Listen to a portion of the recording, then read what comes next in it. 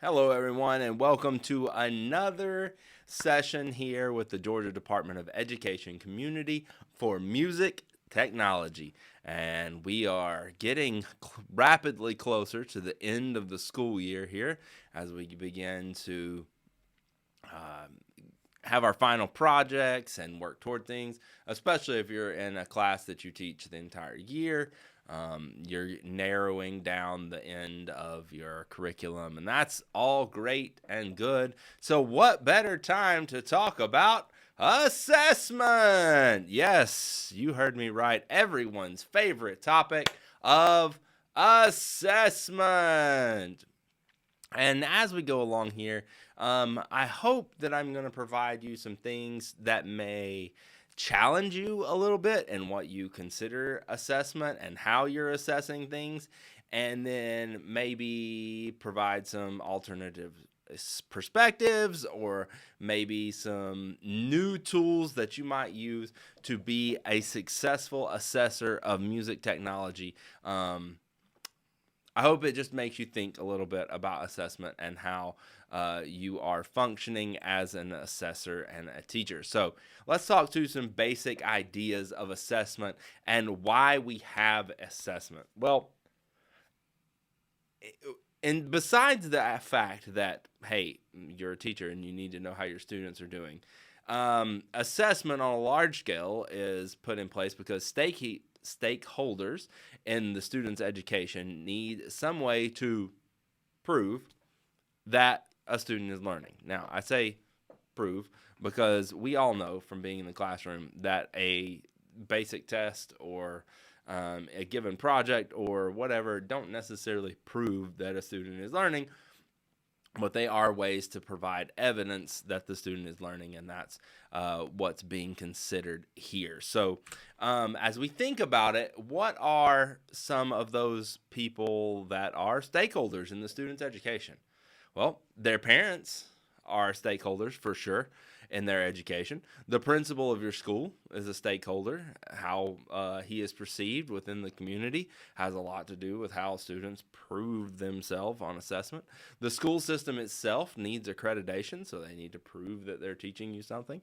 The state of Georgia's school board needs to prove that students are learning. Accreditation services need to see that students are learning. College admissions officers need to see that students are learning. The workforce in general needs to see that students are learning so that they're ready to hire the students that come out of our schools. And so there are just many, many stakeholders as this idea expands for who needs to see that students are learning. But one of the most important stakeholders in the set is you. You, the student's teacher. You need to be able to identify whether that student has accurately learned a particular idea or not. And I can't stress that enough that you are the most important stakeholder in making sure that that student is learning. So think about what you need to see from the student in order to know, hey, that student's learning something with me, or hey, I need to spend more time helping that student figure out some other way to demonstrate their knowledge or to remediate and scaffold new knowledge to help them understand your topic better. You need that feedback. So, just in general, to be effective, assessment in the arts classroom needs to be consistent and constant. So, as you're largely a project based learning style classroom, it's important that you are consistently, as a teacher, walking through the room, visually observing what's happening on your students' computers, that you are taking the time to listen to their projects regularly, that you are interacting and having them tell you their thoughts, their inspirations, their ideas. These things need to be consistent and constantly happening. It would be to your detriment to be a teacher who assigned a project or task and then went and sat down at their computer and looked on Amazon for the latest, greatest, whatever, And then lo and behold, turn-in day comes around and you don't have an idea of what the students have turned in. I will say I consider it a fault on my part if a student turns in a song that I haven't heard at least 3 times before it actually makes it to my graded pile. And that's just because I want to have that ongoing feedback and know pretty much what I'm going to see before I get the final product. This is a personal opinion. Personal opinion. You can take this or leave this. Won't even charge you extra for it. Assess the student's ability to execute the process that you are teaching them about music and not just the quality. Now, is the quality going to come into play? Yes. Yes, it is. But if you're teaching them the subject of sequencers and they make a beat that feels slightly off to you, it could still be that they're executing the process correctly. It's just that as time goes along, they get more experience, they become better critical listeners. Then they're going to develop the sense and the ability to be able to generate the high quality. But like early on, if they're just using the sequencer right and creating something that's pretty close, then I'm probably going to assess them on using that sequencer well, with the understanding that the critical listening skills and the quality piece are going to come in more with my feedback and their understanding of what they're doing. So what do students care the most about as stakeholders in their own education?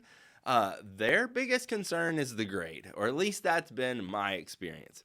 Is that what they want the most is that A on the paper. And if you're willing to throw down the A on the paper, then they don't really care about anything else past the, hey, I got an A on the paper. So that is a big concern, because what do teachers care most about? Well, teachers care most about the feedback and the student growth. I want the students to care whether I liked a piece of music and thought they had composed it well, and what feedback I could give them to make it better or make it more sellable, as I like to think of it oftentimes. If we're composing this music to be for a specific genre, would it sell in that genre? Why wouldn't it sell in that genre? What are they missing to be able to make the connection to the genre that they would hope to publish and make that piece of music sell in? So the thing for me that's the most important and seems to be the biggest factor to their growth is what I can give them in the form of feedback, which has nothing to do with the actual letter grade I put down in the book. They might get an A and a large amount of feedback from me. I want them to care more about the feedback than the A, for sure. So how can I get students to care more about the feedback than the grade? Well, this is my personal conundrum about assessment in the grand scheme. So one thing is to have a lot of checkpoints along the way before they get to the final grade. I would love it if every student came out of my classroom with an A. And in fact, probably the biggest thing they can do is just make sure they're doing the work and turning it in to make sure they get that A. Why? Because I have a lot of checkpoints put in place along the way that if they're hitting those checkpoints and using the feedback that I'm giving them along the way, then they're going to be better prepared to get the good final grade that they want. Convincing the students to ask me consistently for feedback and my opinion and making sure we're hitting those checkpoints, it's extremely important. And then I'm developing relationships with the students through my informal daily assessment of their work and the feedback that I give them. I'm learning more about who they are as an individual, what their musical goals are, why they like creating the music that they're doing the way that they're creating it. That gives me something to build upon with the student so that it's more than just an A on the paper. It is Dr. Edwards cares about the product that I'm producing, and he wants to help me make the product be as good as possible. If I'm developing those relationships and making that skill come to life, then my feedback is going to become more important or more relevant to them than the actual grade they receive.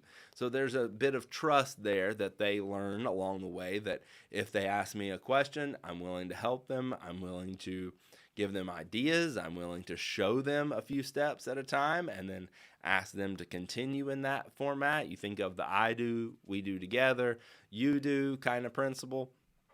And then that's generating that relationship. Now, if assessment is something that you need a little bit of help with, or you want to think through some instructional resources, the Georgia Department of Education is full of a repository of great ideas. And one of those can be found in the community page. If you look at the documents tab there, then you can look at the music technology instructional resources, and it's full of ideas to help you be able to develop assessments and lessons and all sorts of stuff better. So I highly recommend that you check that out along the way. Some things that you might find are ideas like rubrics. This is a pretty heavy rubric for just the general, I think, music technology idea, as you would think through it with the 5 elements of music: rhythm, melody, harmony, form, and expression.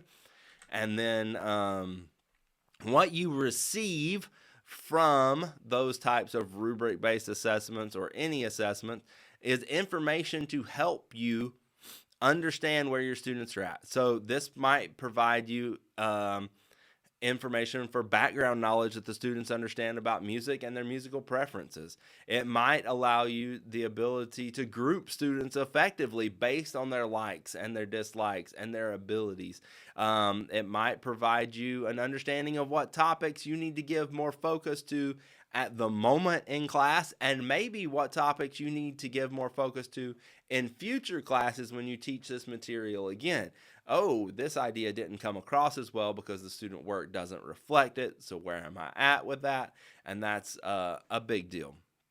You want to do a pre-post comparison maybe of where they were before, and now that you've given them this material, where have they gone? And you could use it to diagnose your own teaching technique on specific topics for sure. Now, oftentimes, these assessments are being used more for teacher measurement than the actual assessment of students to find out and inform where the student growth is. So we want to think along this journey this month, how can we move classroom grading away from just quantifying and streamlining student work to being focused on celebrating creativity, promoting risk-taking, getting the students to be comfortable with going through the processes that music technology requires and being successful with those ideas. So just as you continue through this, think about that. Think about how those things would affect and reflect on those as you think about assessment. I'll be back in a few days with another level of thought, and I hope that that will spark some new ideas for you as well. Thanks for coming out to session 1 on assessment. Looking forward to session 2 and 3 in the near future.